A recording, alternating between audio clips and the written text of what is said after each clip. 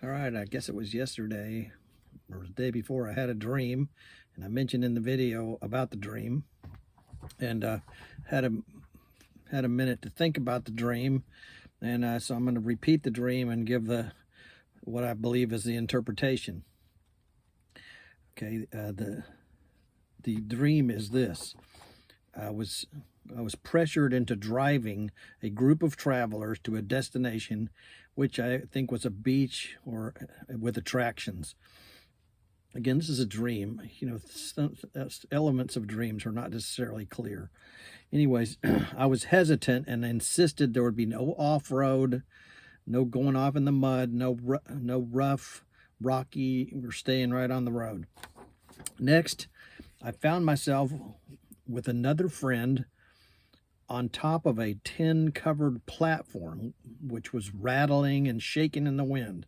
This platform was like a very high tree house. It was just like without the house part.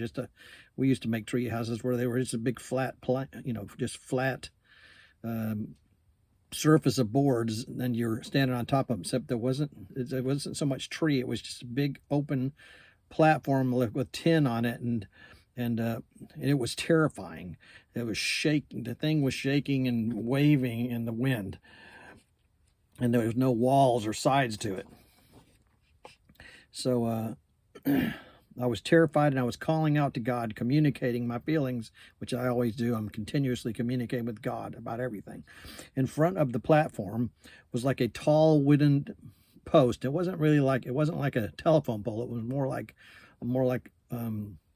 4x4 or something like that. It was, or maybe bigger than 4x4, but like big square post. And below was water with rocks in it, but the water wasn't like a pool. It was as if like puddles with big rocks in it.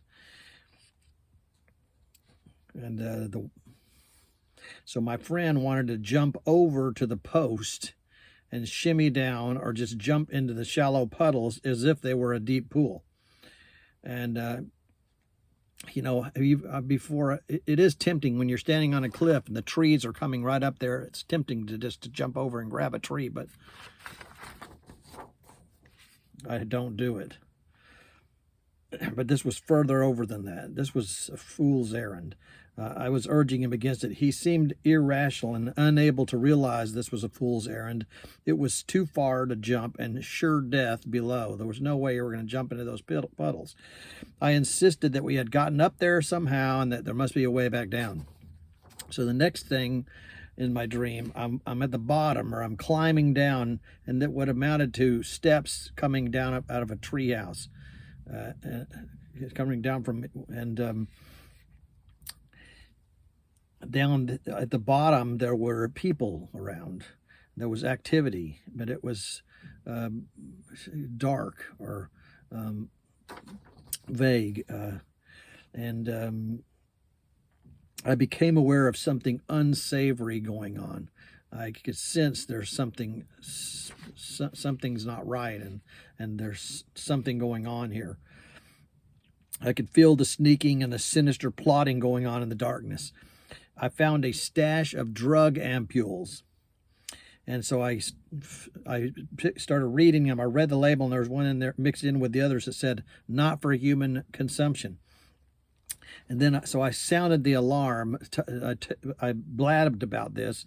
And when I tried to find it again and show it to people, it was gone, and the whole stash had been moved and re-hidden by some stealthy person acting in darkness. Next, I was with a young girl. I think this was one of my older granddaughters. And she was attempting to cut something with a dull knife, which she was handling by the blade. I offered my pocket knife, which she took by the blade, and I tried to caution her that the knife was very sharp, but before I could stop her, she had cut her hand. And the blood got all over my favorite sweater, as well as on her shirt. And I was surprisingly unconcerned about my ruined sweater, thinking, oh well, nothing lasts forever. Last, I found myself urging my party of travelers to leave this place and get back on the road to our destination. It was late when we had set out, and now it was like after 4, and it gets dark about 5. So I was urging them that we needed to get back on the road to have time to fully finish engaging this destination. And then that's the end of the dream. Now here's the interpretation. Those with an elevated platform will face greater danger, fear, anxiety, and scrutiny. The shaking will be more severe for those with an elevated platform.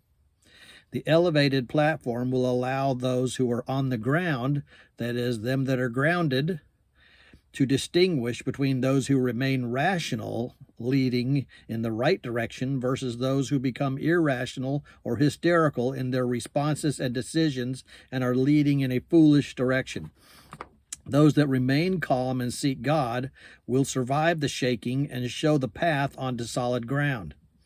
While I was reluctant to drive or travel with a group who were rebellious, sidetracked, and irrational, my willingness to drive also led me to an elevated platform, which I found scary, shaky, and uncomfortable.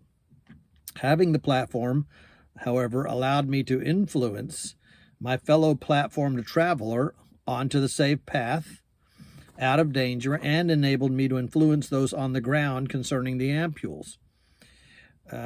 Willingness to drive could be willingness to lead a group of believers, which would lead to an elevated platform and greater influence, although frustrated and burdened by carrying a lot of other difficult people toward their destiny.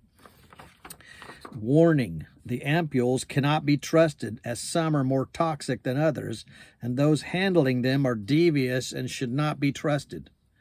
Having been on the elevated platform led to my having influence to sound the alarm against medical tyranny, though they were able to dodge and keep their plotting from coming to light. My granddaughter found her knife ineffective, and I offered a sharp knife. This could represent her life choices, which were not producing the desired outcome. I was able to provide a powerful answer to fill her need. Her dull knife could represent empty ideology, dead religion, vain pursuits, vanity.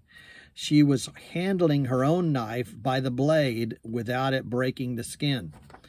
The sharp knife, which could represent the truth, the sword of the Spirit, which is the Word of God, she found to be unexpectedly effective, and it surprised her by cutting into her flesh, unlike her previous mishandling of the word or knife. As a result, we were both splattered in blood, perhaps representing being covered in the sprinkling of the blood of the covenant. Now, people don't realize our version of religion or Christianity is not just as dead and dull as their own. She was used to an inconsequential version that could be treated casually and profanely without cost to herself and without results. Gospel ministry is messy. It costs us materially, as it ruined our earthly garments, and it also had a cost to her personally, as it cut into her flesh. Following Jesus had both a cost and a benefit. Life is in the Spirit, in the Word, and in the blood. We must be willing to risk personal cost to tell the truth and to publish the gospel. We must remain sober and vigilant to cover as much ground as possible in reaching our destiny and fulfilling our goals before the hour of darkness arrives, while not abandoning our fellow travelers along the way. God sees our frustration at the way our fellow travelers keep leading the party off the straight path. But we must continue to voice our concerns and keep urging our party, whether that's your family, your church, or your political party, toward the right path and toward both our temporal and eternal destiny. We must be willing to sacrifice, to lead, and to accept platformed opportunities despite personal apprehension, discomfort, and cost. Jesus said, "As long as it is day, we must do the work of him who sent me. Night is coming when no one can work." Now, if you have any other ideas about this, feel free to write about it in the comments. And Also, if you want to see the written version of this, it's over on my website, whgodsey.com. So thank you for listening.